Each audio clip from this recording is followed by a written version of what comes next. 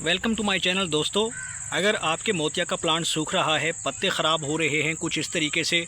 पत्ते झड़ रहे हैं, साथ में फ्लावरिंग नहीं आ रही बिल्कुल भी, और आपका पौधा ड्राई हो रहा है, साथ में आपके पौधों के ऊपर कलियां नहीं बन पाती या काफ़ी कम कलियां लगती हैं, लेकिन पत्ते जो है पीले हो जाते हैं, झड़ जाते हैं,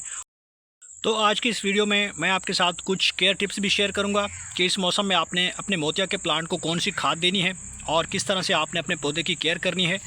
और किस तरह की खाद जो है आपके पौधों के लिए बेहतर हो सकती है। ये खाद आज हम अपने पौधे को देने वाले हैं, जिससे हमारा पौधा फिर से घना हो जाएगा,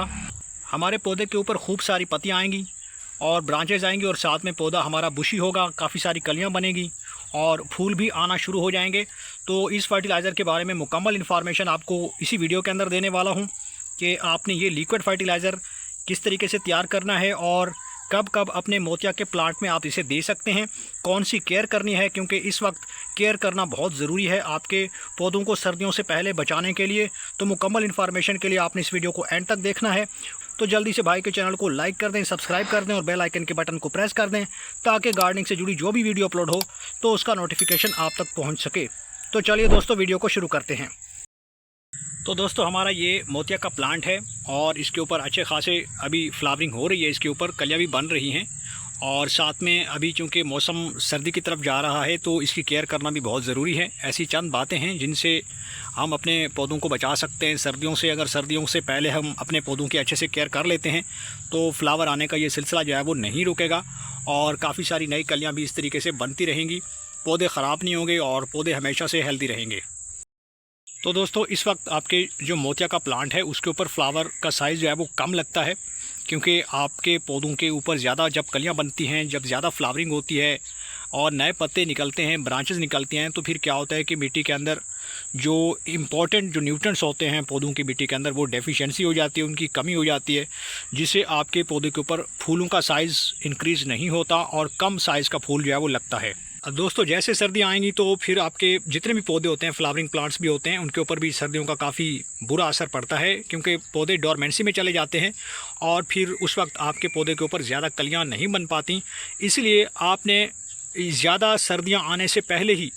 अगर आप इस ऑर्गेनिक लिक्विड फर्टिलाइज़र का इस्तेमाल कर देते हैं, अब इस फर्टिलाइज़र के अंदर बायो एंजाइम है और बहुत सारे इसके अंदर बैक्टीरिया हैं, साथ में बहुत सारे न्यूट्रिएंट्स हैं जो अभी से आपके पौधे को तैयार रखेंगे आने वाले वक्त के लिए। सर्दियों के वक्त में जो आपका पौधा डोरमेंसी में चला जाता है तो उससे आपके पौधे के ऊपर कलियाँ बनने का सिलसिला जो है वो नहीं रुकेगा और हमेशा से आपका पौधा हरा भरा रहेगा और इससे काफ़ी ज़्यादा नए पत्ते भी निकलना शुरू हो जाएंगे। लेकिन अक्टूबर के महीने में वैसे तो काफ़ी सारे फूल आ रहे हैं जास्मीन के पौधे के ऊपर, मोतिया के पौधे के ऊपर, लेकिन साथ साथ में अगर इसके ऊपर अगर आपको थोड़ी सी तब्दीली नज़र आ रही है कि पौधों के पत्ते पीले हो जाते हैं या ख़राब हो रहे हैं,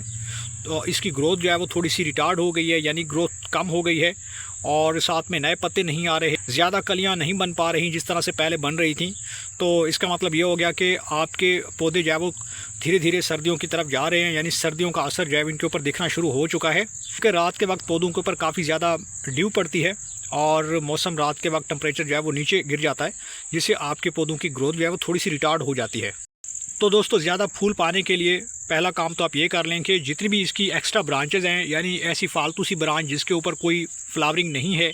और वो सूख रही है, थोड़ी सी कलरलेस हो रही है कुछ इस तरीके से, तो आप यहाँ से उसको प्रून कर दो, काट दो। जितनी भी आपके ब्रांचेज़ हैं जिससे आपके पौधे के ऊपर फ्लावरिंग कम आ रही है या ऐसी ब्रांचेज़ जो कि कम फ्लावरिंग में इन्वॉल्व हैं, तो उनको आप काट दें, उनकी प्रूनिंग कर दें और उन्हें काट कर फेंक दें। क्योंकि जब नई ग्रोथ शुरू हो जाएगी तो फिर ज़्यादा पौधा आपका बुशी बनेगा, ज़्यादा फ्लावरिंग आएगी, ज़्यादा पत्ते आएंगे और जो ख़राब और बेकार से जो पत्ते हैं वो यहाँ से ख़त्म हो जाएंगे, दूर हो जाएंगे, क्योंकि यहाँ से आपके पौधों के ऊपर डोरमेंसी का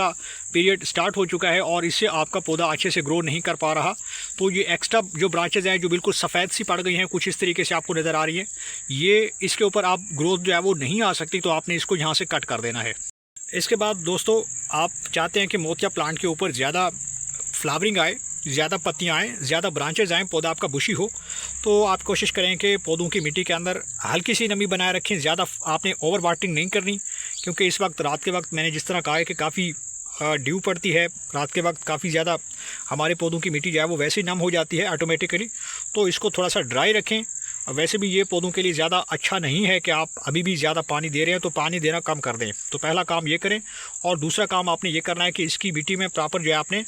गुड़ाई करना ज़रूरी है। इसमें गुड़ाई करें तो किसी भी गार्डनिंग टूल की मदद से आप हल्की सी गुड़ाई कर सकते हैं। इस वक्त गुड़ाई करना बहुत ज़रूरी है क्योंकि आपके पौधे जो है वो एक नए मौसम की तरफ जा रहे हैं, और मौसम के हिसाब से अगर आप पौधों की तैयारी पहले से कर देते हैं एडवांस में, तो आगे पौधों को कोई दिक्कत नहीं होगी। पौधे अच्छे से ग्रो करेंगे और ये ज़्यादा घने बनेंगे, नई पत्तियां निकालेंगे, और जो पुरानी पत्तियां हैं वो वैसे भी अपना लाइफ साइकिल पूरा करके गिर जाती हैं और पत्ते इसके झड़ जाते हैं, खुश्क हो जाते हैं,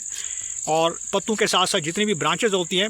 वो भी ख़राब हो जाती हैं क्योंकि उनका टाइम भी ख़त्म हो चुका होता है, क्योंकि पौधे ने नई ग्रोथ लेनी होती है। तो इस वक्त आप ये काम ज़रूर करें कि एक तो आपने हल्का सा पानी देना है पौधों को, और दूसरा आपने जो खाद मैं अभी बता रहा हूँ इस वीडियो के अंदर, सिर्फ वही खाद का आप अगर इस्तेमाल कर रहे हैं तो आपके पौधों के ऊपर 20 से 25 रोज़ के अंदर अंदर आपका पौधा घना हो जाएगा, नई कलियों से भर जाएगा और नए पत्ते आना शुरू हो जाएंगे। तो दोस्तों, इस तरीके से मैंने ये गुड़ाई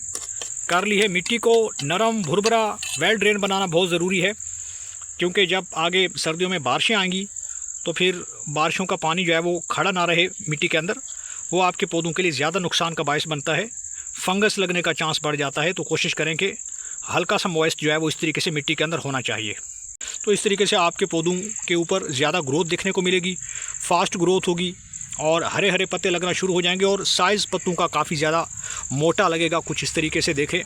और साथ में पत्ते ख़राब नहीं होंगे, झड़ने का सिलसिला बंद हो जाएगा, फ्लावर ज़्यादा आएंगे और बड़े साइज़ के कलियाँ जो है वो लगना शुरू हो जाएंगी। तो ये काम आप अभी से कर लें। अब आते हैं फर्टिलाइज़र की तरफ। ये जो मैंने ऑर्गेनिक लिक्विड फर्टिलाइज़र तैयार किया है, और इसको मैं सभी पौधों में देता रहा हूँ और अभी भी दे रहा हूँ। जितने भी मेरे पास फ्लावरिंग प्लांट्स हैं, मोतिया का पौधा है, या फिर आपके पास अगर फ्रूटिंग प्लांट है, उनमें भी आप ये अप्लाई कर सकते हैं, जिस तरह से लेमन प्लांट है। अब ये फर्टिलाइज़र क्या है, तो यह है किचन वेस्ट लिक्विड फर्टिलाइज़र, यानी सब्जियों और फलों के छिलकों से तैयार हुआ ये खाद है, लिक्विड है, माय खाद है, और ये हमने तकरीबन 15 दिन पहले तैयार कर लिया था। एक कंटेनर के अंदर 10 लीटर पानी डाल के सब्जियों के और केलों के छिलकों को डाल दिया था, प्याज के छिलके हो गए, और जितने भी आपके पास वेजिटेबल्स होती हैं, फ्रूट्स होते हैं, उनके जितने भी स्क्रैप्स होते हैं उन्हें आप फेंकिए मत, जमा कीजिए, और 10 लीटर पानी के अंदर डाल के थोड़ा सा उसके अंदर अगर आप काला गुड़ डाल देंगे तो बैक्टीरियल जो ग्रोथ है वो बढ़ जाएगी, एक्टिविटी बढ़ जाएगी, तो इससे अच्छी खाद तैयार होती है और बेनिफिशियल बैक्टीरिया भी इसके अंदर मौजूद हैं। तो इस तरीके से गुड़ाई करने के बाद ये लिक्विड फर्टिलाइज़र आपने ऐड करना है। 50% आपने लिक्विड फर्टिलाइज़र लेना है और 50% आपने इसके अंदर पानी लेना है, थोड़ा सा डाइल्यूट करके आपने वक्फे से इस तरीके से ये लिक्विड फर्टिलाइज़र पौधों की मिट्टी में डायरेक्ट अप्लाई कर देना है। इससे हमारे पौधों की जड़ें मजबूत होंगी, जड़ों का फैलाव बढ़ेगा, और ख़ास तौर पे जो बैक्टीरियल एक्टिविटी है वो बढ़ेगी, यानी कि कोई भी कंपोस्ट आप इसके बाद ऐड करेंगे तो फिर उसको ये ब्रेक डाउन करेंगे, और अच्छी खाद जो है आपके पौधों को स्लो रिलीज प्रोसेस के तहत इसके अंदर जो मौजूद न्यूट्रिएंट्स हैं वो जड़ों को मिलना शुरू हो जाएंगे, और उसकी वजह से आपका पौधा हेल्दी बना रहेगा, और लंबे अरसे तक आपका पौधा कुछ इस तरीके से मोटे मोटे पत्तों वाला बनेगा, और जो पत्ते गिर रहे थे वो झड़ना बंद हो जाएंगे, जो सूख रहा था पौधा वो कम हो जाएगा, और एक नई ग्रोथ जो है आपके पौधे से निकलना शुरू हो जाएगी। तो इस तरीके से आप ये लिक्विड फर्टिलाइज़र अभी से देना शुरू कर दें। जो चीज़ें मैंने आपको बताई हैं उनका आप ध्यान रखें, आपका पौधा ज़्यादा फूल देगा, हमेशा से हरा भरा बना रहेगा, और ब्रांच फूल बनेगा, बुशी बनेगा। तो उम्मीद करता हूँ कि आपको ये वीडियो पसंद आई होगी। वीडियो पसंद आई तो वीडियो को लाइक कीजिए, शेयर कीजिए, और भाई के चैनल को सब्सक्राइब कर दीजिए।